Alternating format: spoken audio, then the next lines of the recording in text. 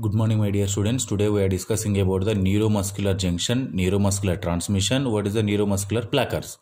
So we are discussing about these topics. So first, what is the this diagram? So it is a nerve end. This is called as a nerve end. The nerve consisting the three parts: axon, dendrites, and nerve endings. So this is the nerve ending. The nerve end. The what is importance on the nerve? These are the information collected from the one more nerve and transfer to the others. The information or message is transfer from nerve axon, dendrites to nerve endings. So the nerve ending is transferred to the information to other cells and other tissues. So this is called as a nerve ending. And then this one is called as a muscle or any other dendrites or any other living cell. So the nerve ending is connected to the one more nerve, and the nerve ending in here the nerve ending, it contains this called as a calcium gate channels. The nerve ending, it consisting the round circle structure is known as a acetylcholine, acetylcholine. And the next one, in nerve ending, one of the part is called as a presynaptic cleft. The presynaptic cleft is present in the nerve ending, and the gap between these two parts is known as a synaptic cleft, and this one is known as a postsynaptic cleft. In postsynaptic cleft, two channels are there. One is a sodium channel, one is the potassium channel. Sodium and potassium channel. This is a structure of the neuromuscular junction structure. So in neuromuscular junction, so we discuss about the neuromuscular junction and neuromuscular transmission and the neuromuscular blockers. So in here, neuromuscular junction is, what is the neuromuscular junction? Means the junction between the motor nerve and muscle fiber. So neuromuscular junction is defined as the junction between the junction or gap between the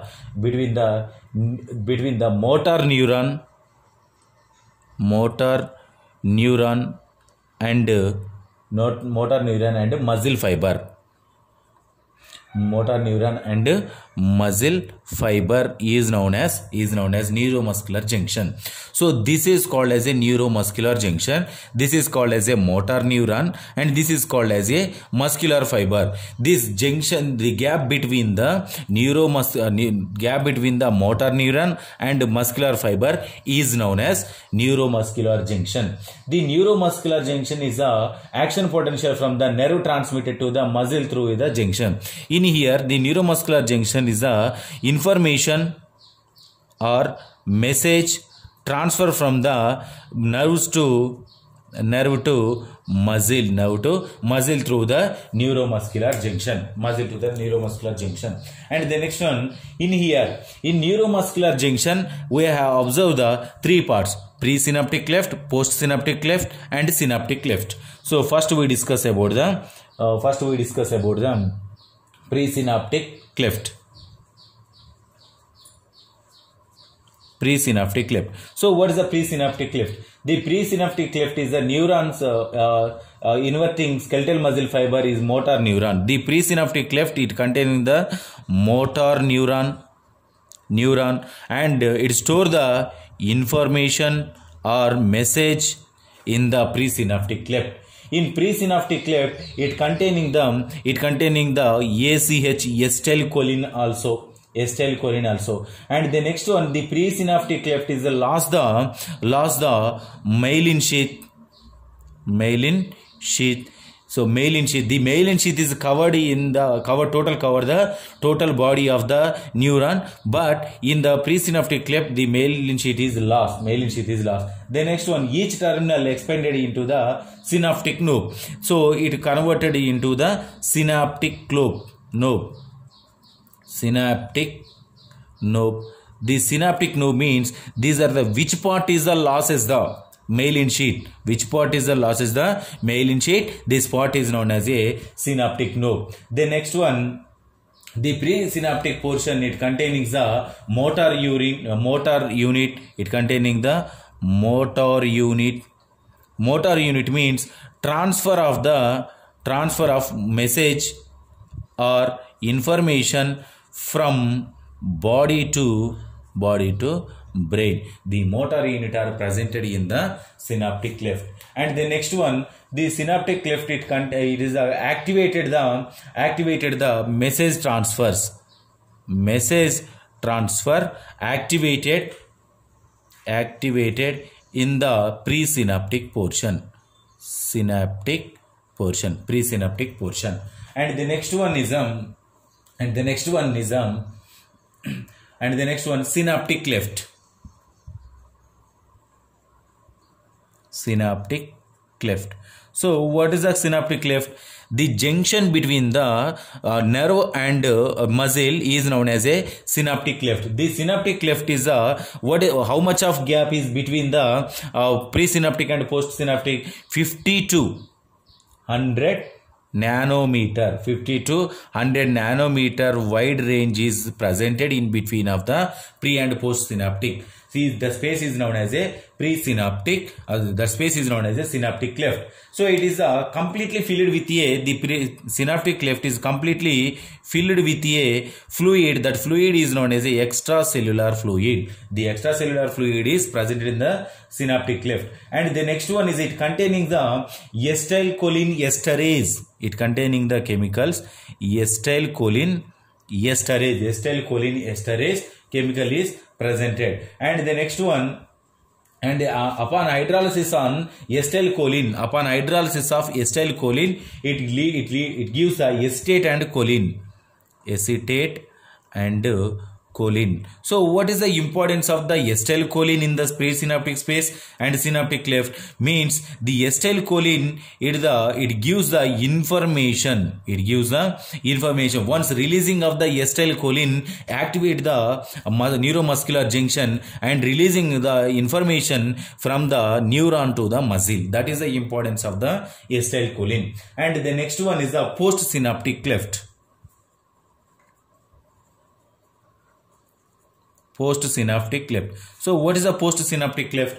The postsynaptic cleft is it is a part of the sarcolemma. It is a part of a sarcolemma. What is the sarcolemma? So which part is bind to the neuromuscular junction? So this part is called as a sarcolemma.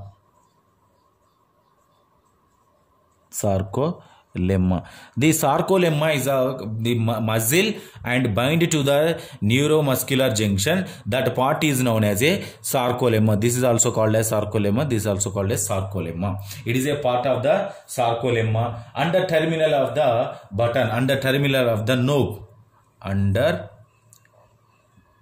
terminal of knob. Which knob? Synaptic knob. This part under synaptic knob is known as a postsynaptic part. And the next one, it containing the acetylcholine receptors. The postsynaptic cleft, it containing the acetylcholine receptors.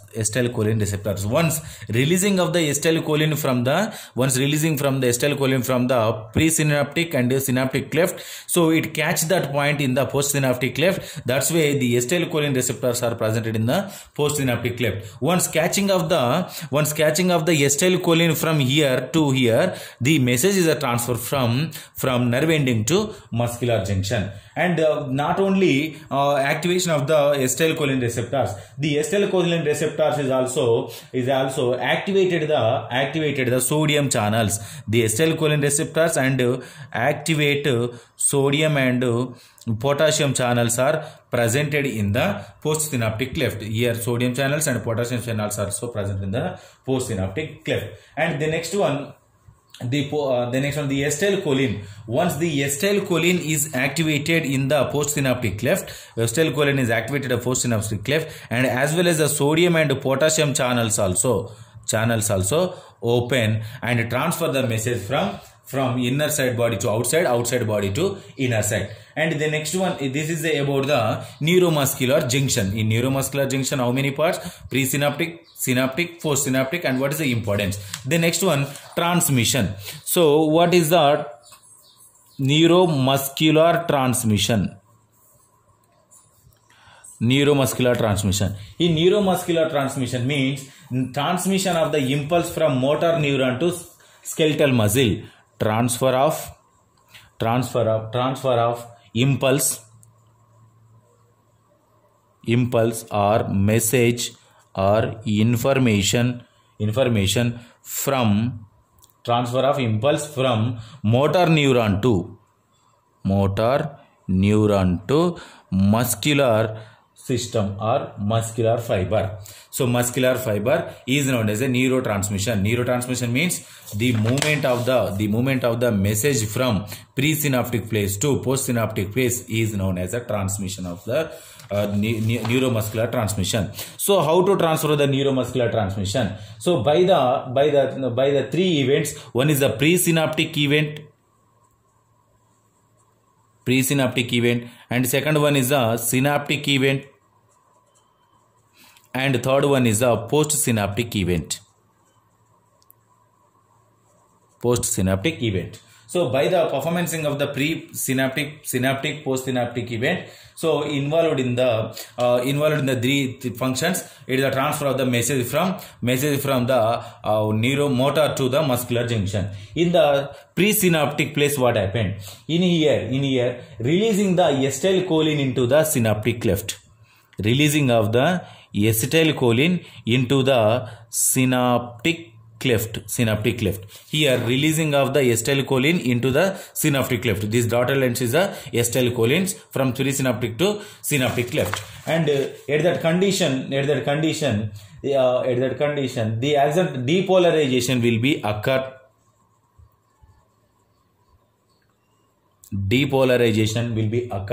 And the next, activate and open calcium channels. Activate and open the calcium channels. So the calcium channels are open and transferred into the calcium into the inside of the presynaptic place. And the next one is then releasing of the acetylcholine after calcium channel. Once calcium channel is open, the acetylcholine is entering into the synaptic cleft. So after entering into the synaptic cleft of the acetylcholine, what happened? So in here the synaptic cleft, the binding of the acetylcholine into receptor of the postsynaptic membrane. So once releasing of the acetylcholine in the synaptic cleft, the receptors are activated in the postsynaptic cleft and bind to the neuromuscular junction. And the next one in the synaptic cleft, hydrolysis of the acetylcholine, it produces the acetate and cholinergic stage or choline in the produces upon hydrolysis in the synaptic cleft. And what happened in the postsynaptic cleft? In postsynaptic cleft is a action potential in the sarcolemma. Action potential in sarcolemma.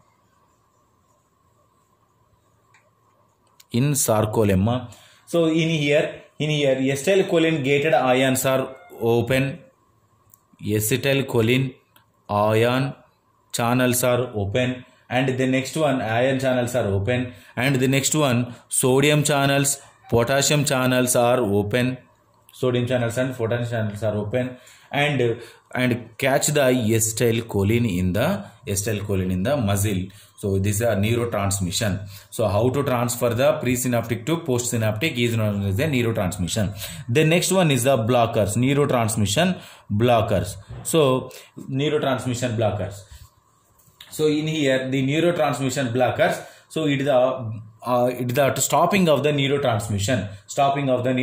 How to transfer the neurotransmission? How to stopping of the neurotransmission, and the next one how to transfer of the how to blocking of the messages. So by the different blockers, that blockers is known as a neurotransmission blockers. So what is that? What is the neurotransmission blockers? Means first one is a curare. The Curer chemical is presented in the tuberculorin.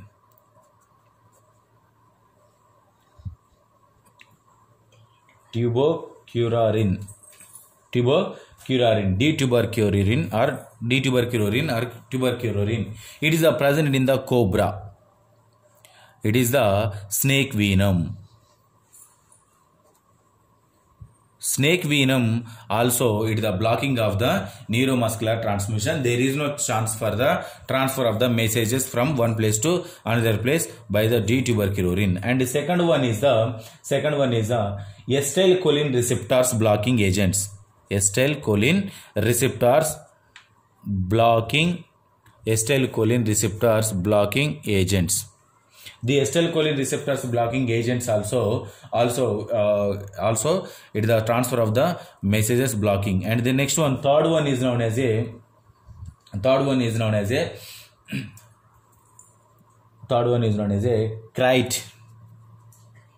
Crite chemical. And the next one, it is a Crite chemical is presented in the neuromuscular junction combination with the acetylcholine receptors bind to acetylcholine receptors and block it. And the next one is a succinylcholine. Fourth one is a succinylcholine chemical and carbamycholine chemical.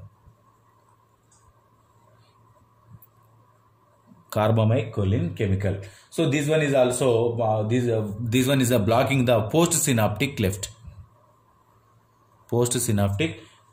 And the next one is diastrid by the cholinesterase.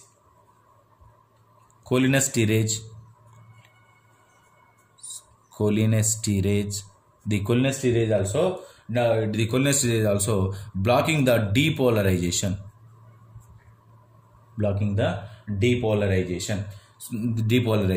So by the next one is sixth chemical is botulinum toxinum.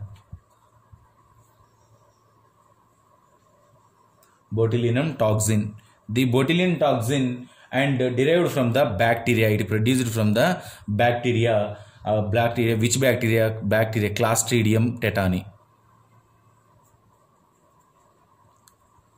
The Clostridium tetani, it releases the botulinum toxin. That one is also blocking the neuromuscular junction. And the next one, this is about neuromuscular blockers, neuromuscular transmission and neuromuscular junction. If you have any doubts, tomorrow we will discuss.